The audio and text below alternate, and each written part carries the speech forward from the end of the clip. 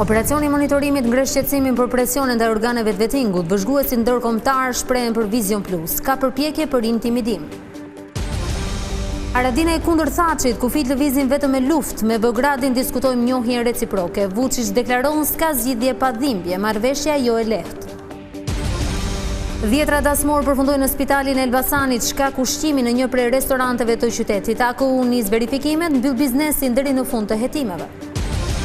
Një ditë pas vetvrasjes së gruas 47 vjeçare në Durrës arrestohet nga kolegët e tij punonjësi i policisë. Dyshime se nxiti bashkëshorten të kryente aktin e vetflijimit. Shqipëria përballet nesër me të nxehtin afrikan, ndërsa termometri pritet të regjistrojë 38 gradë. Sinoptikanët parashikojnë rënien e temperaturave nga dita e enjte.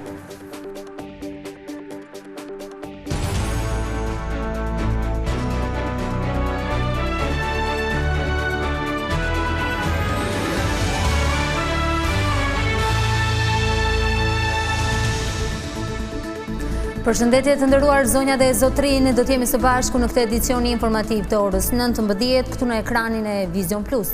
Ndërkombëtarët bëjnë apel të ndalen presionet mbi organet e vettingut. Operacioni i monitorimit në reagimin për Vizion Plus shpreh shqetësimin se ka përpjekje për të intimiduar anëtarët e komisionit të kualifikimit që skanojnë njerëzit e drejtësisë. Nga ana tjetër ONM sqaron se pse vendosi të ankimojë vendimin për kreun e gjykatës së lartë Xhezair Zaganjori, i cili u konfirmua në detyrë. Operacioni ndërkombëtar i monitorimit deklaron prerazi se nuk do të tolerojë asnjë presion dhe influencë ndaj procesit të vettingut. Reagimi për Vizion Plus vjen pasi javët e fundit, procesi ka qenë prej akuzave të politikës. Pas disa vendimeve të Komisionit të Pavarur të Kualifikimit, janë vënë re përplasje qëndrimesh mes liderëve të partive kryesore politike në Shqipëri. Operacioni ndërkombëtar i monitorimit nuk spekulon mbi akuzat që lidhen me procesin e vettingut. Përgjithsisht, ONM mendon se procesi i vettingut po zhvillohet brenda kuadrit ligjor dhe bazuar në zbatimin e parashikimeve ligjore. ONM do të vazhdojë të monitorojë nga afër këtë proces. Çdo përpjekje për të influencuar procesin e vettingut ose përpjekje për të intimiduar punën e institucioneve të vettingut nuk do të tolerohen. Operacioni ndërkombëtar i monitorimit nuk ka funksion ekzekutiv mbi vendimarrjen e komisionerëve të vettingut, por vetëm rol këshillues. Dy kanë qenë rastet kryesore kur është rekomanduar apelimi i vendimeve të vettingut. ONM nuk ka mbështetur konfirmimin në detyrë të krerëve të gjykatës kushtetuese Bashkim Dedja dhe atij të gjykatës së lartë Xhezair Zaganjori. ONM i ka rekomanduar komisionerit publik të apelojë kundër vendimit që konfirmoi në detyrë kreun e gjykatës kushtetuese. Komisioneri publik ka ndjekur këtë rekomandim dhe ka dorëzuar apelimin për këtë rast. Baza për këtë rekomandim nga ana e vëzhguesve ndërkombëtar shtrihet në faktin se ONM nuk është dakord me arsyetimin dhe përfundimin e Komisionit të Pavarur të Kualifikimit për këtë rast. Më 6 gusht 2018 u rekomandua apelimi mbi të njëjtat baza për rastin e kreut të gjykatës së lartë, i cili u konfirmua në detyrë me vendimin e Komisionit të Pavarur të Kualifikimit më 24 korrik 2018. Është përsëri në të drejtën e komisionerit publik të vendosë ose jo për të ndjekur këtë rekomandim.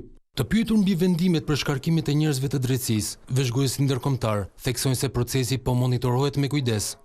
Vëzhguesit ndërkombëtar të ONM-s analizojnë çdo dosje të vettingut. Kur në këndvështrimin dhe opinionin e tyre ekziston nevoja për të apeluar raste të caktuara, ata do t'i rekomandojnë komisionerit publik për ta bërë një gjë të tillë, ashtu siç ka ndodhur. Bazuar në nenin 65, paragrafët 2 dhe 3 të ligjit të vettingut, është në kompetencë të komisionerit publik të vendosë nëse do të ndjekë ose jo rekomandimin.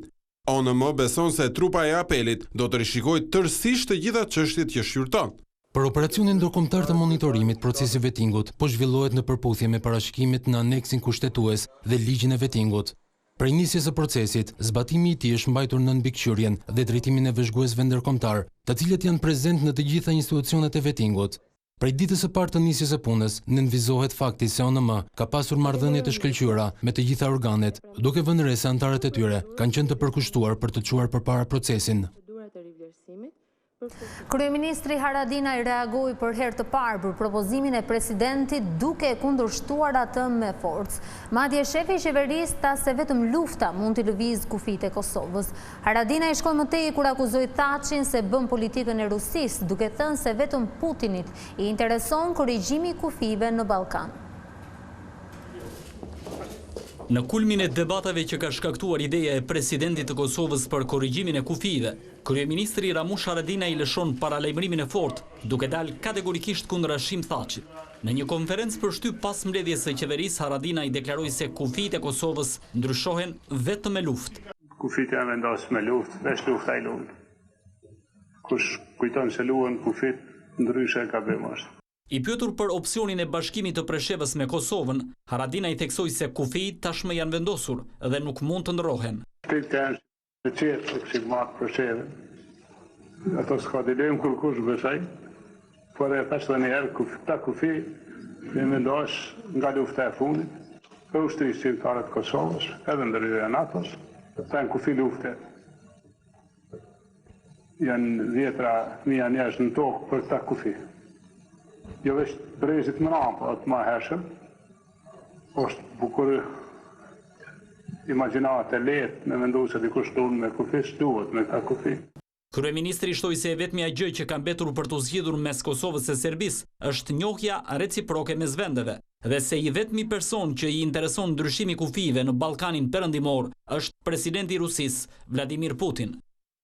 Kufit me i lëvizje interesojnë vetëm Vladimir Putinit. Në kontinentin tonë, nuk ka tjetër kujt që intereson. Ndërkohë, më herët gjatë një interviste për mediat kosovare, kreu i shtetit shprehu vendosmërinë për realizimin e projektit të bashkimit të Preshevës me Kosovën, por nga ana tjetër, Hashim Thaçi siguroi se nuk do të ketë ndarje. Nuk është diskutuar, nuk diskutohet dhe nuk do të hapet. Pra nuk do të ketë as autonomi, as shkëmbim, as ndarje.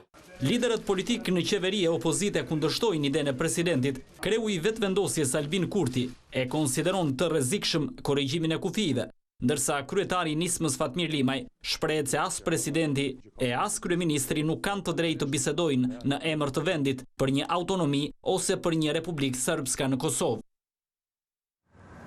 Edhe në Beograd, politika zgjen nga teza e Thaçit. Presidenti Vučić e bëri qartë se nuk ka zgjidhje pa dhimbje, duke lënë të kuptohet kështu se Serbia duhet përgatitet edhe për të humbur. Ai hodhi poshtë zërat për një marrëveshje të fshehtë Beograd-Prishtinë. Presidenti i Serbisë Aleksandar Vučić lë të kuptohet se edhe vendi i tij mund të humbas nga marrëveshja me Prishtinën, duke u shprehur se nuk ka zgjidhje pa dhimbje. Dva su moguća. Në asnjë kohë nuk kam premtuar zgjidhje të lehtë dhe as të thjeshtë, e as pa dhimbje. Për shkak se një zgjidhje të tillë as nuk ka e as nuk do të ketë. Zgjidhja e problemit është e domosdoshme për ne, e duhet të përfundoj sa më parë. Nevojitet paqe dhe jetëgjatësi, pra është e domosdoshme paqja mes serbëve dhe shqiptarëve. Vučić shton mëtej se shqiptarët e Kosovës nuk e përmbushën obligimin për formimin e asociacionit të komunave serbe, duke lëshuar kritika ndaj politikës së Prishtinës. Na bilo koji način Për fat keq, shqiptarët me pëlqimin e heshtur ose pa kundërshtim të qartë të Bashkimit Evropian nuk e kanë përmbushur obligimin e vetëm që është formimi i Bashkësisë së Komunave me shumicë serbe. Marrëveshja e Brukselit thotë qartë se bashkësia është ajo që propozon komandantin e policisë për veriun, nga ku Prishtina duhet të zgjedhë një nga 4 të propozuar. Në përfundim të konferencës, Aleksandar Vučić theksoi se synimi i tij është të ruajë interesat kombëtare të vendit. Edhe kryeministri Ana Brnabić reagoi për dialogun, duke u shprehur se qeveria nuk ka ende një pozicion zyrtar për çështjen e Kosovës dhe se nuk e shet të afërt arritjen e një marrëveshjeje me Prishtinën. Presidenti i Kosovës Hashim Thaçi dhe ai i Serbisë Aleksandar Vučić kanë zhvilluar bisedë telefonike me kancelaren gjermane Merkel. Presidenti Thaçi konfirmoi se e kishte informuar kancelaren Merkel rreth dialogut me Serbinë dhe idenë e tij për korrigjimin e kufive. Nga ana tjetër, mediat në Beograd shkruajnë për mundësinë e një marrëveshje të fshehtë, por ka qenë vetë presidenti serb i cili e mohoi kategorikisht këtë gjë. Ende nuk ka asnjë deklaratë të kancelares Merkel lidhur me biseda telefonike me presidentët e Kosovës dhe Serbisë. Ushqimi rrezikon jetën e 10 dasmorëve në Elbasan. 80 persona shfaqën simptomat e helmimit, ndërsa 36 prej tyre u detyruan të shtrohen në spital për shkak të gjendjes më të rëndë shëndetësore. Autoriteti kombëtar i ushqimit nisi verifikimet dhe mbylli aktivitetin e lokalit. Autoriteti kombëtar i ushqimit mbylli restorantin Laguna Blu në Elbasan, pasi 80 persona të cilët kishin marrë pjesë në 3 dasma të ndryshme gjatë fundjavës u helmuan. Mbrëmjen e së hënës, specialistët e autoritetit të ushqimit, bashkë me agjentët e antikrimit ekonomik, bën verifikimin e kushteve higjieno-sanitare në restorant, të cilat rezultuan të rënda. Specialistët morën mostra nga produktet me origjinë shtazore, të cilat ishin në restorant në momentin e kryerjes së kontrollit, me qëllim bërjen e analizave për të parë nëse ka prezencë salmonele. Ndërkohë nga Spitali i Elbasanit bën të ditur se janë shtruar 36 persona, të cilët janë trajtuar me sorume dhe antibiotik. Ata kishin mbritur me simptomat e helmimit me diare e të vjella. Gatishmëria e spitalit ka qenë 100% me shtimin e personelit, me krijimin e shtretërave të tjerë për emergjencë. Gjithsej janë të shtruar 31 raste të rritur, njëkohësisht dhe 2 fëmijë në pediatri, 3 raste në gjendje të mesme, të cilët u dërguan në Tiranë që sot të shërbimi efektiv, dhe 8 raste nga këto 4 fëmijë dhe 4 të rritur ka marrë mjekim ambulator. Përveç bllokimit të aktivitetit, pronari i biznesit Manol Musai u gjobit me 700.000 lekë. Rreziku i helmimeve nga ushqimet në muajt e verës mbetet i lartë, ndaj edhe AKU ka shtuar kontrollet në të gjithë vendin. Policia e Durrësit arrestoi efektivin e portit Sherif Hajdari për shkak të dyshimeve se pas konfliktit verbal me bashkëshorten Merita Hajdari e nxiti atë të kryente vetvrasje. 47 vjeçaria qelloi veten me armën e bashkëshortit në oborrin e shtëpisë së tyre në Lajme numër 7 të qytetit bregdetar. Në momentin kur 47 vjeçaria u vetvra, kanë qenë prezent burri i saj dhe kunata. Në një nga dhomat e shtëpisë ndodhej edhe nipi i çiftit. Të afërmit janë marrë në pyetje dhe kanë treguar se gruaja kishte patur një konflikt verbal më herët për arsye familjare. Hajdari u arrestua pasi dyshohet se është shkaktari i vrasjes së gruas. Një konflikt banal përpaksa nuk shkaktoi viktima në Vlorë. Një 50 vjeçar qelloi me armë zjarri drejt një pronari biznesi, ndërsa pushuesit e shumt pranë universitetit u terrorizuan nga të shtënat e armëve. Të shtënat me armë zjarri alarmuan turistë dhe qytetarë të shumt në qytetin e Vlorës. Ngjarja ndodhi mbrëmjen e së hënës pranë Universitetit Ismail Qemali në Lagjen Skel.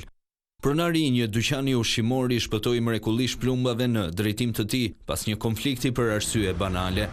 Policia tha se autori është një 50 vjeçar, ndërsa po punohet për të zbardhur motivin e saktë se pse ai kërkoi të vriste pronarin e biznesit. Sipas bluve dyshohet se autori kishte njohje me një nga punonjësit e dyqanit, pranë të cilit ndodhi ngjarja ndërsa qelloi 5 herë me armë zjarri. Autori ka qenë i shoqëruar nga një tjetër person, ndërsa që të dy janë shpallur në kërkim. Braktiset plazhi i Zvërnecit në Vlorë, pronarët e bizneseve ankojnë se numri i pushuesve në këtë sezon është përgjysmuar krahasuar me vitin e kaluar.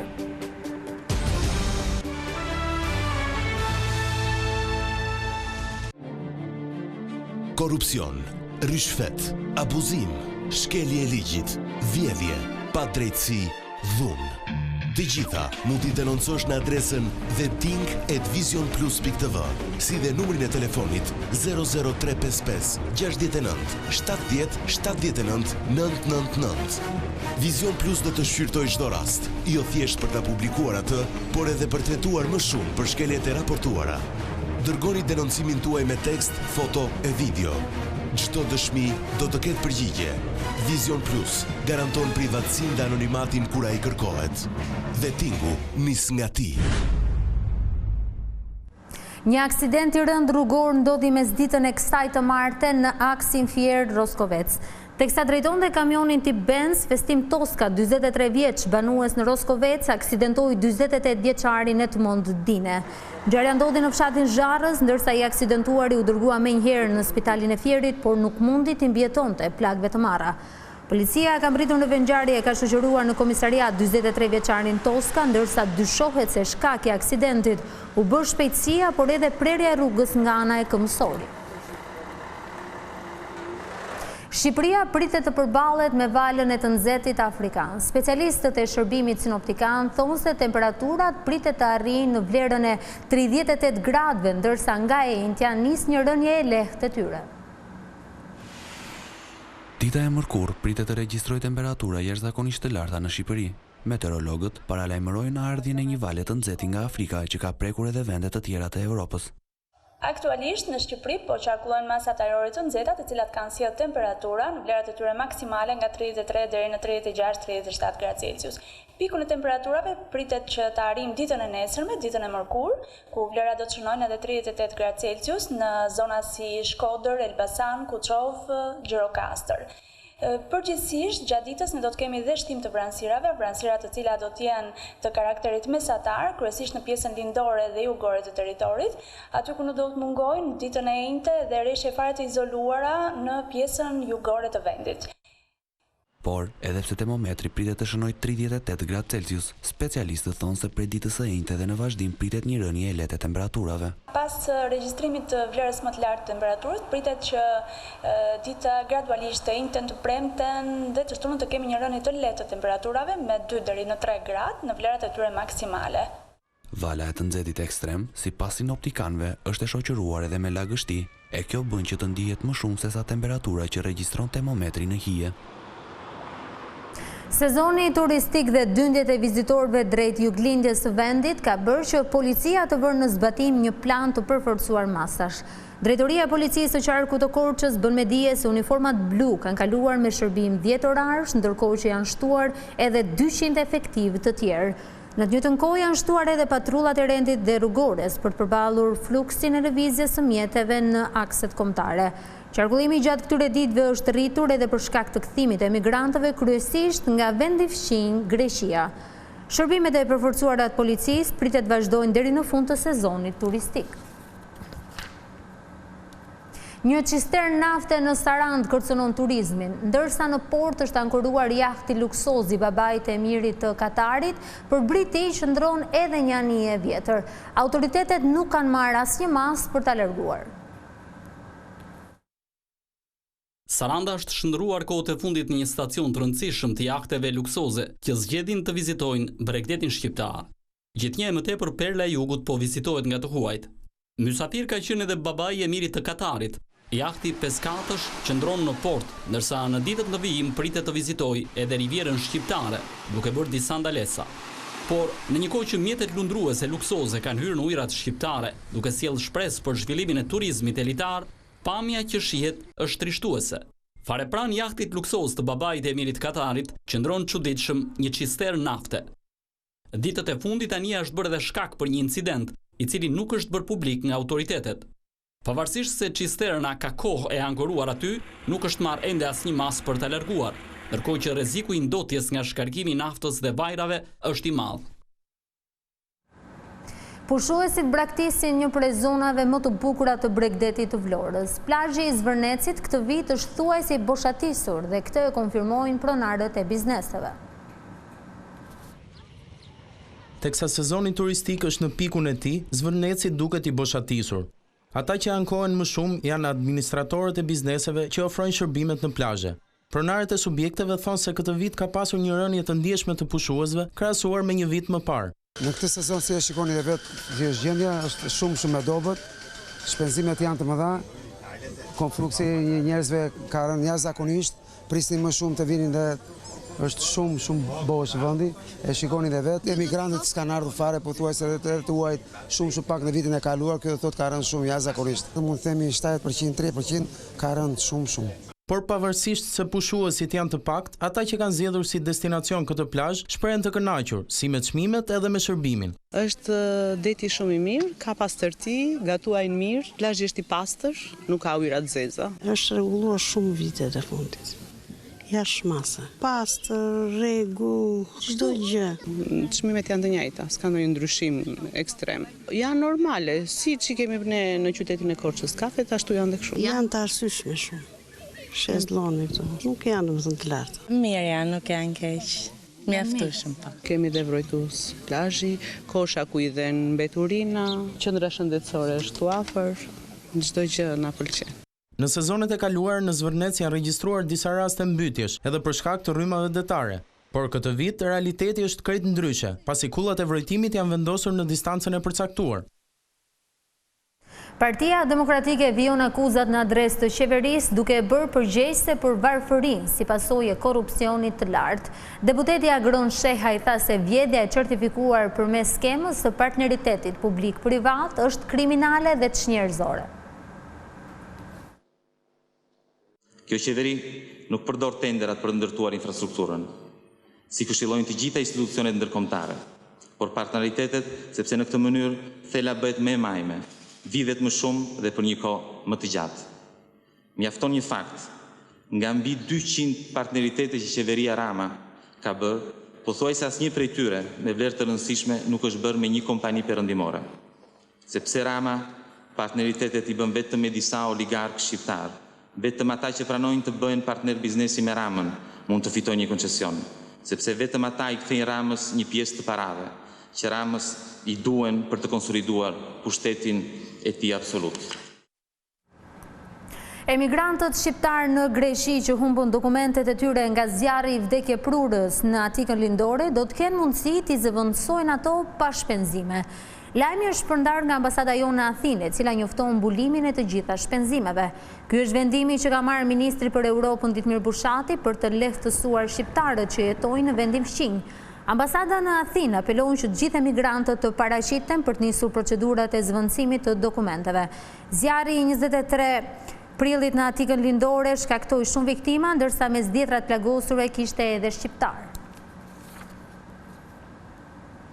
Kryebashkiaku i Tiranës u bëri thirrje institucioneve, njësive vendore, por edhe qytetarëve të dhurojnë gjak. Erion Velia i tha se të gjithë duhet të tregojnë solidar dhe të ndihmojnë ata që kanë nevojë për gjak. Muajt e verës janë problematik për talasemikët të cilët e kanë të nevojshëm transfuzionin e gjakut.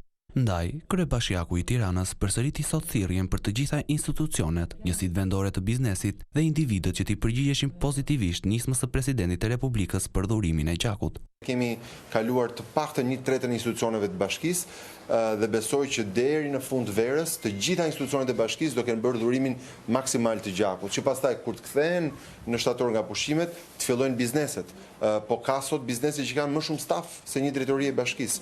Dhe nëse si trendi i pembe, ashtu dhe trendi i dhurimit të gjakut shkon përtej institucioneve, në bizneset private, në shoqata, pastaj dhe në dhurus familjar, atëherë realisht do kemi pasur një fushat virale. Veliaj u shpreh optimist se nisma do të mbështetet edhe nga qytetarët e Tiranës. Ne kemi pasur disa fushata të cilat i ngjajnë kësaj dhurimit gjakut. Një prej tyre ka qenë ajo e mbjelljes pembe. Të dy konsistojnë me mbjellje jete dhe me investimin në diçka që sjell jetë. Ndaj dhe unë besoj që fati kësaj fushate do të varet se sa të përqendruar dhe sa të përkushtuar do të jemi në këtë fushat. Ashtu si nisi me pemët, fillimisht bashkia, pastaj u bashkuan sipërmarrjet, pastaj shoqatat, pastaj familjarët, pastaj qerdhet, kopshtet, shkollat. Unë besoj që do ndjekim një strategji. Pra, gjatë kohës që njerëzit janë me pushimet, është bashkia që ka marrë stafetën dhe po mundohemi që ne në Tiranë të kemi kompletuar nevojat për 20.000 dhurime brenda një viti. Fushatës për dhurimin e gjakut janë bashkuar punonjës të policisë bashkiake dhe agjensisë së parqeve dhe rekreacionit. Autoritetet maqedonase kanë arrestuar 7 persona të cilët dyshohet se kanë luftuar në Siri dhe Irak. Lajmi për arrestimin e militantëve u bë i ditur nga Ministria e Brendshme e Maqedonisë, por pa dhënë hollësi mbi identitetet e tyre. Ata janë rreth moshave nga 23 deri në 41 vjeç dhe akuzohen për 2 rastet veçanta në vitet 2015 dhe 2016. Të arrestuarit rrezikojnë dënimin deri në 10 vite burg nëse shpallen fajtor. Ndërkohë më shumë se 100 shtetas Maqedonas ndodhen në zonën e luftës në Siri dhe Irak. Kamerat e sigurisë të bizneseve kanë fiksuar momentin e shpërthimit tragjik të autocisternës në Bologna. Ngjarja e rëndë shkaktoi vdekjen e një personi dhe plagosin e 80 të tjerëve.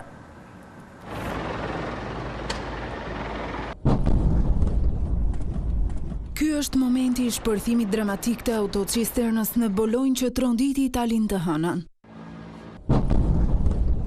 Pamjet e kamerave të sigurisë janë publikuar nga policia italiane, ku duket qartë se si cisterna i afrohet me shpejtësi një mauneje, duke shkaktuar përplasjen që solli shpërthimin masiv. Një i vdekur dhe mbi 80 persona mbetën të plagosur. mes tyre dhe 11 karabinierë dhe 2 policë rrugor, të cilët ishin në krye të detyrës. Shpërthimi shkaktoi një zjarr masiv në autostradë, duke djegur edhe shumë automjete që ndodheshin aty pranë. Një pjesë e urës së autostradës është shembur dhe do të qëndrojë mbyllur deri në rikonstruksionin e saj, ndërsa xhamat e disa bizneseve janë thyer si pasojë e presionit të madh të shpërthimit.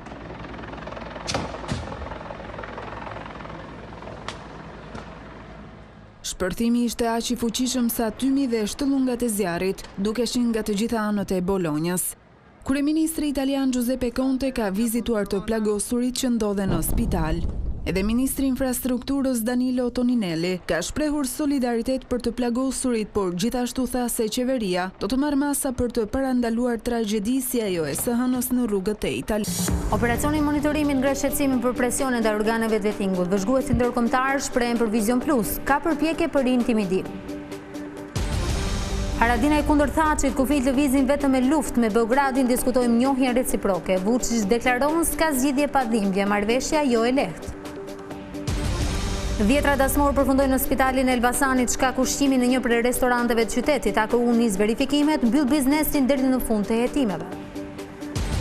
Një ditë pas vetvrasjes së gruas 47 vjeçare në Durrës arrestohet nga kolegët e tij punojësi i policisë. Dyshime se nxiti bashkëshorten të kryente aktin e vetflijimit. Shqipëria përballet nesër me të nxehtin afrikan, ndërsa termometri pritet të regjistrojë 38 gradë. Sinoptikanët parashikojnë rënien e temperaturave nga dita e enjte. Ishte gjithçka e përgatitur për këtë edicion informativ. Për më shumë informacioni mund klikoni në faqen tonë të internetit vizionplus.tv si dhe rrjetin social të Facebook. Bashkë kemi përfunduar këtu. Mirupafshim.